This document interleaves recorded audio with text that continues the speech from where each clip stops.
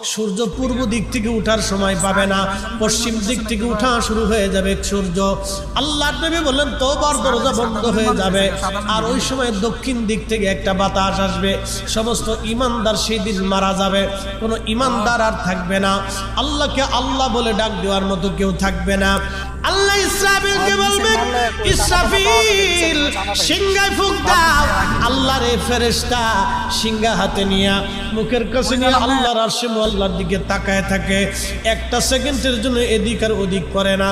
কখন রব হুকুম দিবে সিংহায় ফুৎকার দেওয়ার জন্য, যখন সিংহায় ফুৎকার দিবে, কুরআন বলতেছে ইদাস সামাউল ফাতারাত, আকাশ ভেঙ্গে ভেঙ্গে ভেঙ্গে ভেঙ্গে পড়তে থাকবে।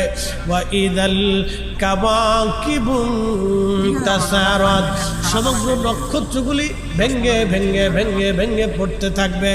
ওয়া ইদাল